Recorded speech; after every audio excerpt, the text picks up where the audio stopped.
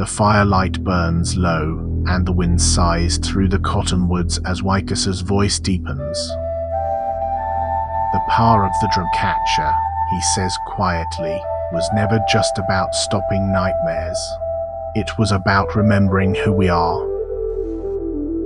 Around him, the powwow grounds have grown silent, the dancers gone, the drums at rest. Only the feathers of the Dreamcatchers sway, catching the last whispers of the night.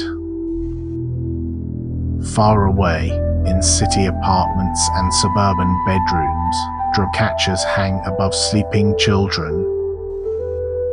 Maybe they are just ornaments to some, yet on nights when the world feels heavy, parents swear the room grows still, as if an unseen hand guards the dreams within. Scholars may debate their authenticity, skeptics may scoff at their power, but somewhere, an elder's prayer still travels through sin and feather.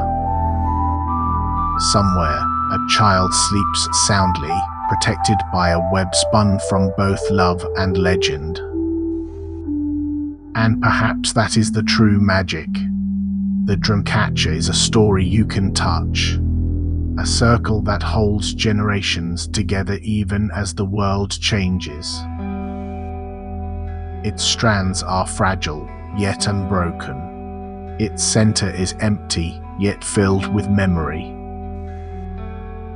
On the edge of the reservation, as dawn breaks over the prairie, Wycus stands alone beneath a sky streaked with rose and gold.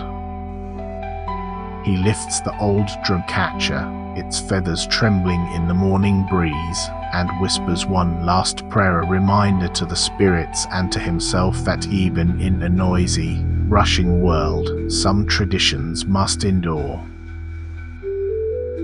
And so the story of the Dreamcatcher does not end here.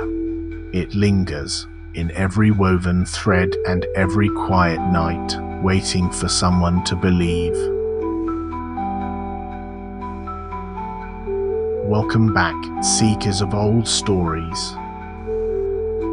Have you ever stared at a Dreamcatcher's delicate web, the dangling feathers, and wondered if it was just decoration or something far older, far deeper?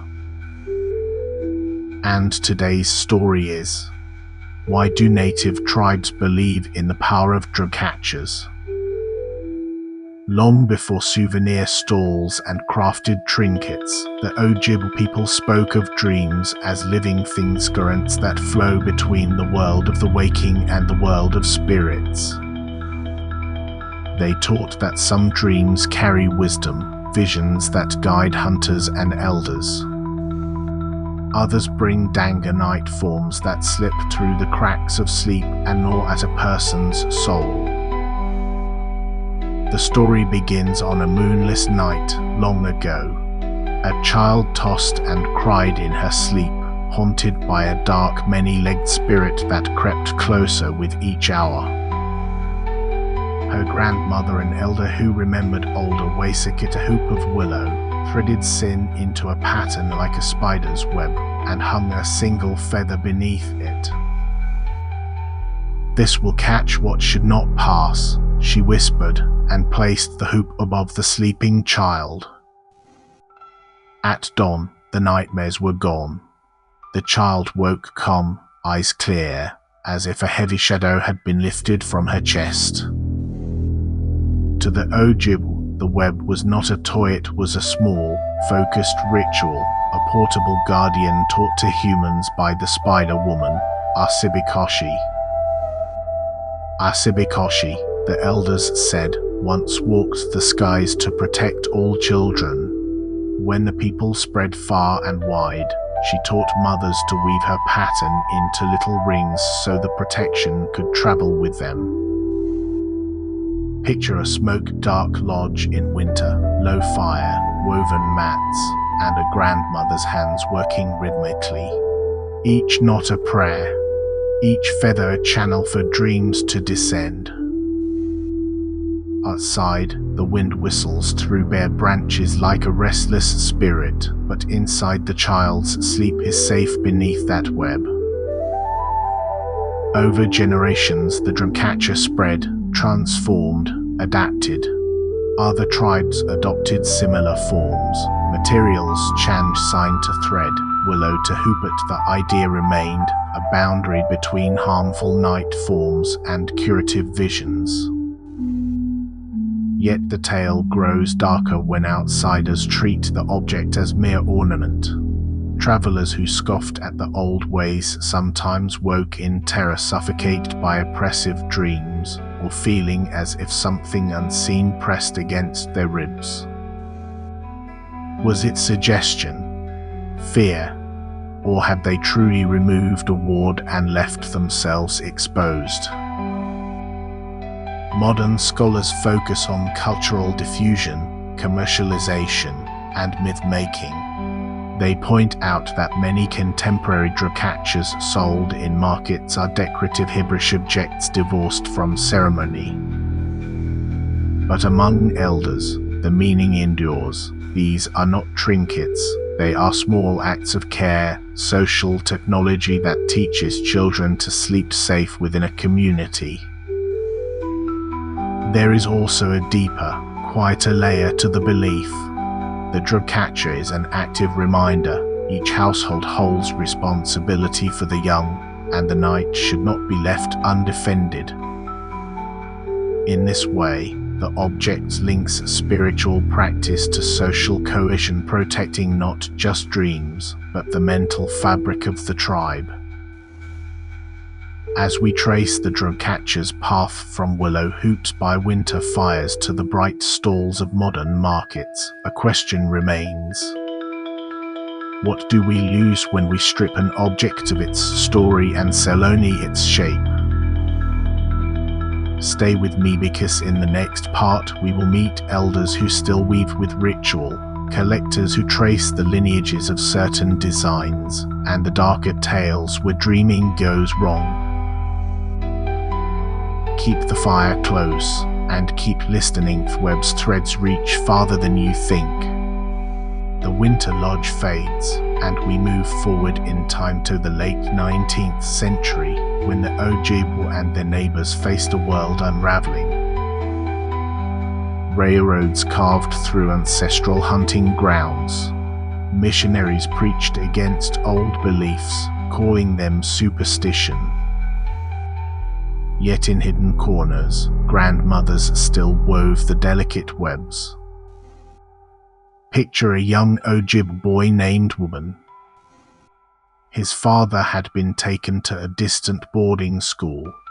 The boy's nights were haunted by strange visions, metal tracks stretching into the horizon, a black iron beast breathing smoke, and shadow figures whispering in a language he didn't know. One night, a dark shape reached for him, its fingers like twisted roots. He awoke screaming. His grandmother, Nudin, placed a dreamcatcher over his bed, a simple willow hoop, a deerskin tie, a single crow feather. The web will hold what should not pass, she said quietly. That night, the smoke beast returned, but its claws tangled in invisible threads. It thrashed soundlessly, then dissolved like mist. Woman's story spread among children. Even as schools tried to erase their language, they whispered the tale. The web still worked. Some elders believed that Asibikoshi herself was testing the people, reminding them not to abandon the old protections. But the world outside was changing. Traders began to notice the small hoops and bought them as curiosities. By the early 20th century, dreamcatchers appeared in shops far from tribal lands. Stripped of ceremony, they became fashionable charm tokens without their stories. Some elders warned, an empty web catches nothing. Anthropologists recorded the practice, scribbling notes, sometimes misunderstanding the sacred context. One even suggested the pattern was merely decorative. But for the people who still hung them with prayer, each knot remained a whisper to the spirits: keep the children safe, guide the dreams, hold the nightmares. Imagine a windswept plain under a blood-red sunset, railway tracks gleaming, buffalo skulls bleaching in the dust. Somewhere, a small lodge glows with firelight, and inside a grandmother weaves. Her hands are steady, her voice a low chant. Outside, the world marches toward modernity, but inside, a fragile web holds back the darkness. And tonight, as you listen, perhaps you wonder, if an old woman's faith could turn away a nightmare on the edge of a child's dream, what else might still be hidden in the threads above our beds? In the next part, we'll follow the Dreamcatchers trail into the modern Arapawa grounds, gift shops, protest camps, and uncover how a symbol once meant for children became a banner of identity and resistance. Stay close to the fire and keep your mind open, for Webb's story is far from finished. Dawn breaks over a powwow ground in the Urs. The scent of sage smoke curls through the morning air, mingling with the low heartbeat of a distant drum. Dreamcatchers sway from vendor stalls, some handmade with prayer, others cheap imitations strung with plastic beads. The world has changed again, but the web has not vanished. Activist camps rise on reservations, banners snapping in prairie winds. Young men and women with Dreamcatchers on their jackets, claiming the symbol as a badge of survival. To them, the web is no longer just for nightmarish, it's a shield against erosion. Elders nod silently, but warn that symbols without ceremony can lose their spirit. At a small gathering on Lakota land, a grandmother named Awanita speaks by firelight. Her voice trembles but carries authority. A Dreamcatcher is not decoration. She tells of a night long ago when the northern lights burned green and white across the sky.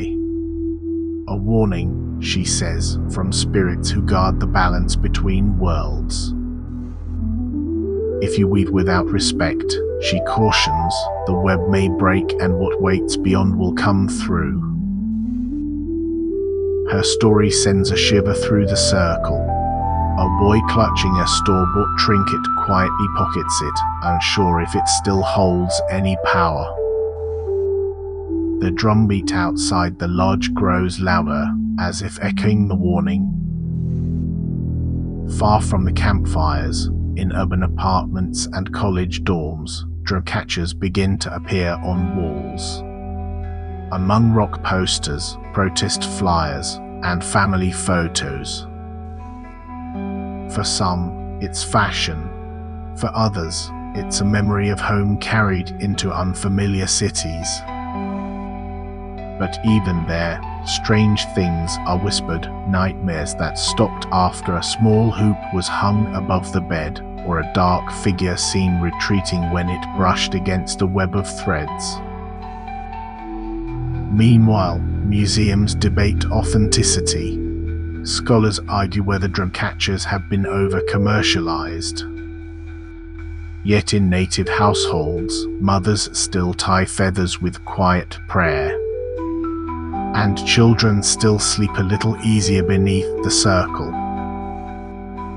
Imagine a cold night on the edge of Pine Ridge. Wind claws at the window panes. Inside, a Dreamcatcher turns slowly, catching the faint light of the moon. Outside, something unseen prowls the prairie, its hunger pressing against the fragile web. For a heartbeat, you could swear the threads tightened. Then the wind dies, and the darkness retreats. In the next part, we'll step into the present day. How our dancers, Etsy shops, and sacred ceremonies, and ask whether the power of the Dreamcatcher survives in a world that sells its image to strangers. Stay with me. The web still holds secrets. The present day dawns bright over the northern plains, yet the Dreamcatcher's web still trembles beneath unseen forces. At a bustling powwow, dancers in brilliant regalia swirl beneath a summer sky. Dreamcatchers hang above vendor tables, feathers trembling with every heartbeat of the drum. Children run past, some holding hoops their grandmothers wove with sacred prayer, others clutching cheap imitations bought from roadside stalls. Beneath a white canopy, an elder storyteller named Wyckoson kneels before a small group. His weathered hands hold a Dreamcatcher so old its sin has faded to silver.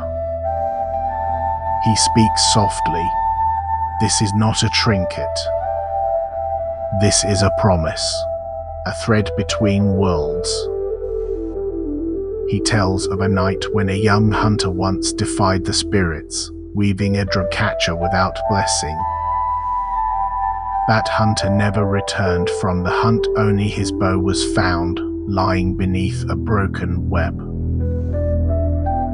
Wyckoss's tale silences the laughter around him. Even the drumbeat outside seems to slow. A young woman asks, her voice trembling, "Do you think the Dreamcatcher truly stops the darkness?" The elder meets her gaze. The darkness is always there, he says, but the web reminds us we are not alone. Far from the powwow grounds, in cities where skyscrapers blot out the stars, Dreamcatchers hang in dorm rooms and apartment windows. For some, they are decoration. For others, a fragile tether to heritage. Yet strange stories persist, nightmares vanishing overnight, a whisper of wind where none should be, or the faint sound of a drumbeat echoing from nowhere. And in the museums and cultural centers, scholars debate authenticity, their voices rising over glass cases filled with artifacts. Some argue the meaning is diluted by mass production, others insist the spirit survives in every sincere weaving. But away from the arguments, a grandmother ties sin around a hoop by the fire, whispering a prayer as her grandchild sleeps. On the reservation's edge, a sudden prairie storm rattles a lonely trailer home. Inside, a Dreamcatcher spins wildly, its feathers trembling as lightning flares. For a breathless moment, the child beneath it wakes not to fear, but to a strange calm. Outside, something unseen brushes past the window, leaving only silence and a smell of rain. The Dreamcatcher endures, a quiet rebellion against forgetting. It weaves together old ceremonies and new lives, laughter and loss, memory and hope. In the final part, we will listen to the voices of today's elders and young weavers, and face the question, does the Dreamcatcher still hold power, or have we let its spirit slip through the web? The firelight burns low, and the wind sighs through the cottonwoods as Wyckoss's voice deepens. The power of the Dreamcatcher, he says quietly, was never just about stopping nightmares. Around him, the powwow grounds have grown silent, the dancers gone, the drums at rest. Only the feathers of the Dreamcatchers sway, catching the last whispers of the night. Far away, in city apartments and suburban bedrooms, Dreamcatchers hang above sleeping children. Maybe they are just ornaments to some, yet on nights when the world feels heavy, parents swear the room grows still. as if an unseen hand guards the dreams within.